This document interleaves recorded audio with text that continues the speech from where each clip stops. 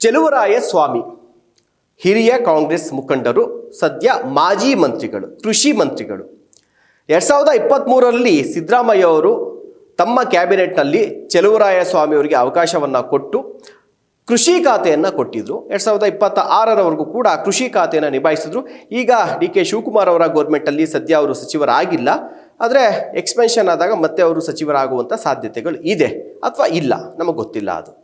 ಆದರೆ ಈ 3 ವರ್ಷದ ಕೃಷಿ ಇಲಾಖೆಯನ್ನು ಜವಾಬ್ದಾರಿನ ಹೊತ್ತಂಥ ಸಚಿವರು ಚೆಲುವರಾಯ ಸ್ವಾಮಿ ಅವರು ಎಷ್ಟು ಜನ ಅವರ ಅಧಿಕಾರಾವಧಿಯಲ್ಲಿ ರೈತರು ಆತ್ಮಹತ್ಯೆ ಮಾಡಿಕೊಂಡ್ರಲ್ಲ, ಎಷ್ಟು ಜನ ಆತ್ಮಹತ್ಯೆ ಮಾಡಿಕೊಂಡಂಥ ಕುಟುಂಬಗಳಿಗೆ ಅವರ ಮನೆಗೆ ಹೋಗಿ ಭೇಟಿಯನ್ನು ಮಾಡಿ ಅವರಿಗೆ ಪರಿಹಾರವನ್ನು ಕೊಟ್ಟಿದ್ದಾರೆ.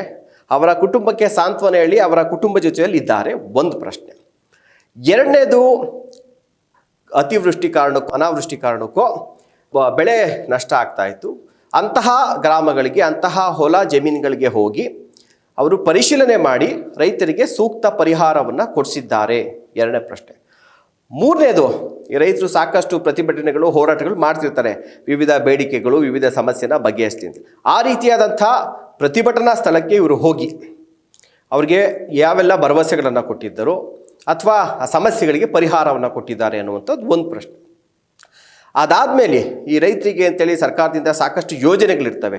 ಅಂತಹ ಯೋಜನೆಗಳನ್ನು ರೈತರಿಗೆ ಯಾವ ರೀತಿಯಾಗಿ ಸರ್ಕಾರದ ಯೋಜನೆಗಳನ್ನು ತಲುಪಿಸಿ ಅವರ ಕಷ್ಟಕ್ಕೆ ನೆರವಾಗಿದ್ದಾರೆ.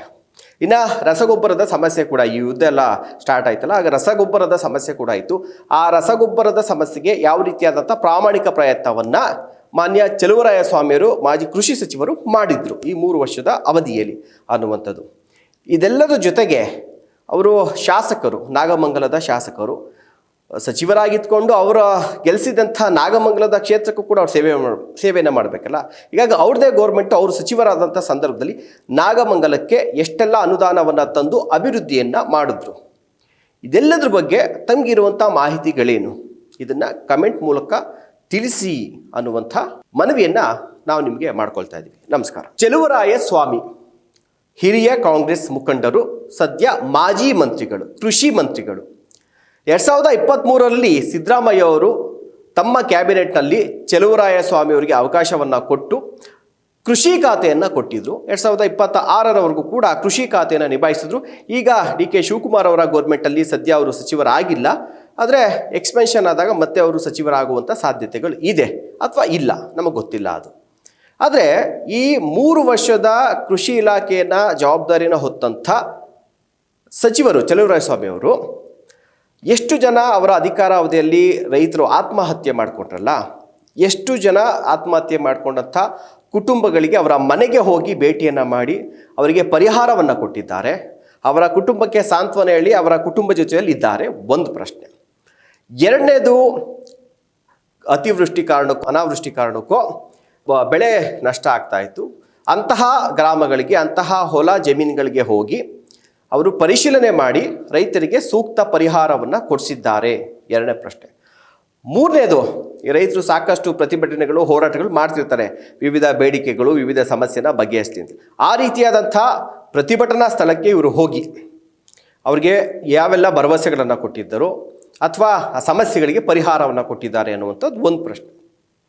ಅದಾದಮೇಲೆ ಈ ರೈತರಿಗೆ ಅಂತೇಳಿ ಸರ್ಕಾರದಿಂದ ಸಾಕಷ್ಟು ಯೋಜನೆಗಳಿರ್ತವೆ. ಅಂತಹ ಯೋಜನೆಗಳನ್ನು ರೈತರಿಗೆ ಯಾವ ರೀತಿಯಾಗಿ ಸರ್ಕಾರದ ಯೋಜನೆಗಳನ್ನು ತಲುಪಿಸಿ ಅವರ ಕಷ್ಟಕ್ಕೆ ನೆರವಾಗಿದ್ದಾರೆ. ಇನ್ನು ರಸಗೊಬ್ಬರದ ಸಮಸ್ಯೆ ಕೂಡ, ಈ ಯುದ್ಧ ಎಲ್ಲ ಸ್ಟಾರ್ಟ್ ಆಯ್ತಲ್ಲ, ಆಗ ರಸಗೊಬ್ಬರದ ಸಮಸ್ಯೆ ಕೂಡ ಆಯಿತು.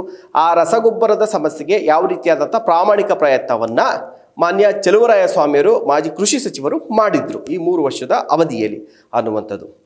ಇದೆಲ್ಲದರ ಜೊತೆಗೆ ಅವರು ಶಾಸಕರು, ನಾಗಮಂಗಲದ ಶಾಸಕರು, ಸಚಿವರಾಗಿದ್ದುಕೊಂಡು ಅವರ ಗೆಲ್ಲಿಸಿದಂಥ ನಾಗಮಂಗಲದ ಕ್ಷೇತ್ರಕ್ಕೂ ಕೂಡ ಅವ್ರು ಸೇವೆಯನ್ನು ಮಾಡಬೇಕಲ್ಲ.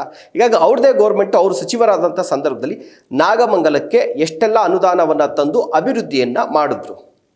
ಇದೆಲ್ಲದ್ರ ಬಗ್ಗೆ ತಮಗಿರುವಂಥ ಮಾಹಿತಿಗಳೇನು, ಇದನ್ನು ಕಮೆಂಟ್ ಮೂಲಕ ತಿಳಿಸಿ ಅನ್ನುವಂಥ ಮನವಿಯನ್ನು ನಾವು ನಿಮಗೆ ಮಾಡ್ಕೊಳ್ತಾ ಇದ್ದೀವಿ. ನಮಸ್ಕಾರ.